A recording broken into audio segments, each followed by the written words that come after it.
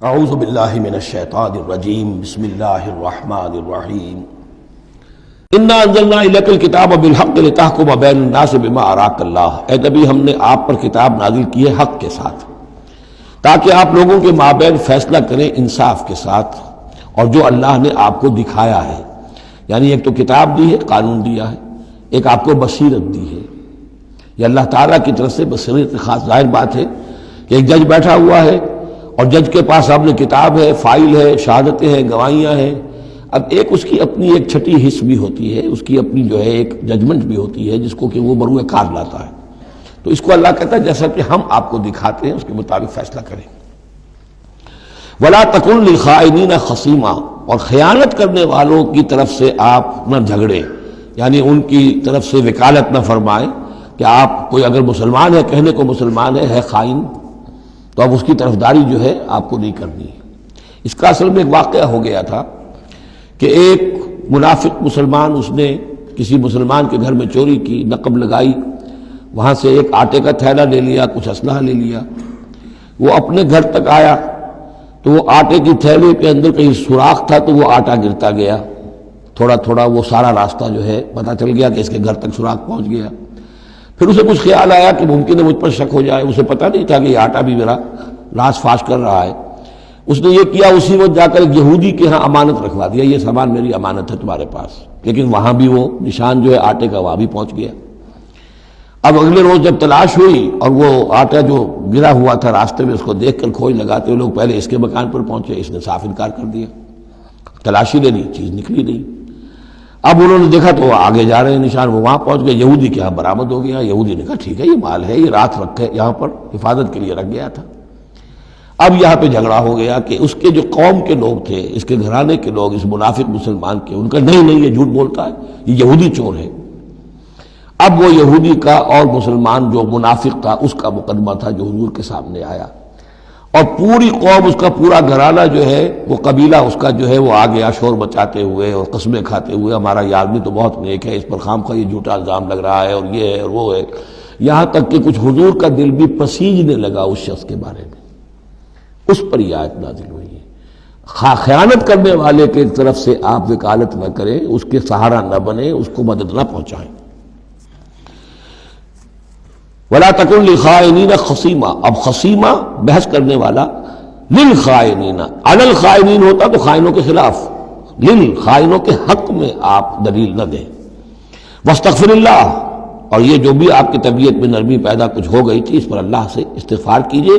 ان اللہ کان غفورا رحیما، یقیناً اللہ تعالیٰ بخشنے والا اور رحیم ہے۔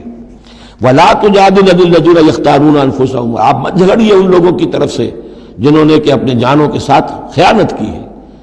اب ہم یہ امید لگائے بیٹھے حضور ہماری طرف سے شفاعت کریں گے، چاہے ہم نے بے ایمانیاں کی ہیں، حرام خوریاں کی ہیں، شریعت کی دجیاں بکھیری ہیں، تو حضور گویا کہ ہماری شفاعت کریں گے۔ یہاں فرمایا جائے ولا تجادل عن الذین یختارون انفسهم، مت جھگڑیے آپ ان لوگوں کی طرف سے، ان کی طرف سے وکالت مت کیجیے۔ ان اللہ لا یحب من کان خوانا اثیما، اللہ تعالیٰ کو بالکل پسند نہیں ہے وہ لوگ کہ جو خوان ہوں، خیانت کرنے والے اور گناہ گار ہوں۔ یستخفون من الناس ولا یستخفون من اللہ، یہ لوگ شرماتے ہیں اور چھپتے ہیں لوگوں سے، اللہ سے نہیں چھپتے۔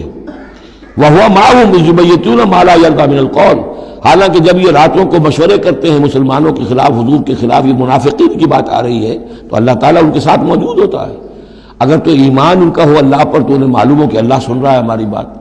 یہ مسلمانوں سے ڈرتے ہیں، خفیہ رکھتے ہیں اپنی باتوں کو، ان بدبختوں کو یہ خیال نہیں ہے کہ اللہ وہ تو ہر وقت ہمارے پاس موجود ہے۔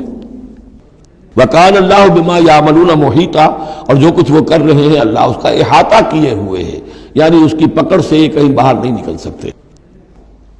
ہاں انتم ہؤلاء جادلتم عنہم فی الحیاۃ الدنیا، اب یہاں پہ اشارہ ہو رہا ہے وہ جو منافق مسلمان تھا، چور، اس کے جو گھرانے والے لوگ تھے کہ اے لوگوں تم نے دنیا کی زندگی میں تو ان کی طرف سے جھگڑا کر لیا، یہاں تک کہ حضور کو بھی بچلانے کی حد تک تم پہنچ گئے۔ وَمَن يُجَادِلُ اللَّهَ عَنْهُمْ يَوْمَ الْقِيَامَةِ، قیامت کے دن کون مجادلہ کرے گا اللہ سے؟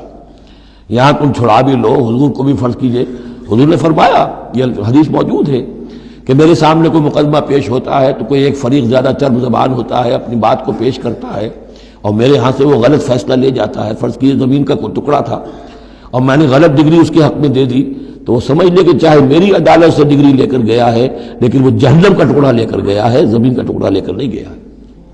تو یہ تو معاملات ہیں کہ جو بھی عدل ہو رہا ہے، فیصلہ ہو رہا ہے، اس میں جو بھی کیسز ہیں، جو بھی گواہیاں ہو رہی ہیں، اس کے مطابق فیصلہ کر رہے ہیں۔ اب ہر وقت تو اللہ تعالیٰ کی طرف سے حضور صلی اللہ علیہ وسلم کے لیے ہر مرحلے پر تو نہیں تھا، جہاں اللہ ضروری محسوس کرتا تھا آپ کو متنبع فرما دیتا تھا۔ ہاں انتم ہؤلاء، یہ تمہیں لوگ ہو، جادلتم عنہم فی الحیات الدنیا، تم نے بہت جھگڑا کیا ان کی طرف سے، اپنے ساتھی اپنے رشتہ دار کی طرف سے دنیا کی زندگی میں۔ فمن یجادل اللہ عنہم یوم القیامہ، تو کون ہے جو اللہ سے جھگڑا کر سکے گا ان کی جانب سے قیامت کے دن؟ ام من یکون علیہم وکیلا، یا کون ہوگا جو اس کا کارساز بن سکے گا، ان کا وکیل بن سکے گا؟ ومن یعمل سوءا او یظلم نفسہ، اور جو کوئی بری حرکت کرے گا یا اپنے اوپر ظلم ڈھائے گا، ثم یستغفر اللہ، اور پھر اللہ سے استغفار کرے گا، یجد اللہ غفور الرحیم، وہ اللہ کو پائے گا غفور الرحیم۔ سیدھی روش ہے، غلطی ہو گئی، خطا ہو گئی، مان لو، جو دنیاوی سزا ہے وہ بھگت لو، اللہ سے استغفار کرو، آخرت کی سزا سے چھٹکارا مل جائے۔ اب اس سے بھی آگے ہے معاملہ، وَمَنْ يَكْسِبْ إِثْمًا فَإِنَّمَا يَكْسِبُهُ عَلَى نَفْسِهِ، جو کوئی بھی کوئی گناہ کماتا ہے وہ اپنی جان پر وبال لیتا ہے۔ وَكَانَ اللَّهُ عَلِيمًا حَكِيمًا، اللہ تعالیٰ علیم اور حکیم ہے۔ وَمَنْ يَكْسِبْ خَطِيئَةً أَوْ إِثْمًا ثُمَّ يَرْمِ بِهِ بَرِيئًا، اور یہ معاملہ تو بہت بڑھ کر ہے کہ کسی نے کوئی گناہ کمایا، کوئی خطا کی، کوئی غلطی کی، کوئی جرم کیا، پھر اس کی تہمت لگا دی ایسے شخص پر جو بری ہے۔ یہودی تو بری تھا، اس کو سزا دلوانے کے لیے سب تل گئے۔ تو ثم یرم بہ بریئا، جو بری ہے اس سے، اس کا کوئی تعلق نہیں، اس کا اس میں کوئی گناہ میں حصہ نہیں، فقد احتمل بہتانا و اسما مبینا، تو اس نے تو اپنے سر پر بہت بڑا طوفان اور بہت کھلا گناہ کا بوجھ لے لیا ہے۔ ولولا فضل اللہ علیک، اب یہ حضور سے خطاب ہو رہا ہے کہ اس معاملے میں اگر اللہ تعالیٰ نے بروقت آپ کو مطلع نہ کر دیا ہوتا، ولولا فضل اللہ علیک ورحمتہ لہمت طائفۃ منہم ان یضلوک، تو ان میں سے ایک گروہ ان منافقین میں سے وہ تو اس کے اوپر تل گیا تھا کہ آپ کو گمراہ کر دے، یعنی آپ سے غلط فیصلہ کروا لے، عدالت محمدی سے ظلم ہو جائے، اور وہ جو اصل میں مجرم نہیں تھا، بے گناہ جو ہے یہودی، اس کو پکڑ لیا جائے۔ ولولا فضل اللہ علیک ورحمتہ لہمت طائفۃ منہم ان یضلوک وما یضلون الا انفسہم، حقیقت میں وہ نہیں گمراہ کر رہے مگر اپنے آپ کو، وما یضرونک من شیء، اور اے نبی وہ آپ کو نقصان نہیں پہنچا سکیں گے، یعنی ہم ایسے مواقع پر بر وقت آپ کو مطلع کرتے ہیں۔ وانزل اللہ علیک الکتاب والحکمہ، اور اللہ نے آپ پر کتاب نازل کی ہے اور حکمت نازل کی ہے، وعلمک ما لم تکن تعلم، اور وہ ساری باتیں آپ کو سکھائی ہیں جو آپ نہیں جانتے تھے، وکان فضل اللہ علیک عظیما، اور یقیناً اللہ کا فضل آپ پر بہت بڑا ہے۔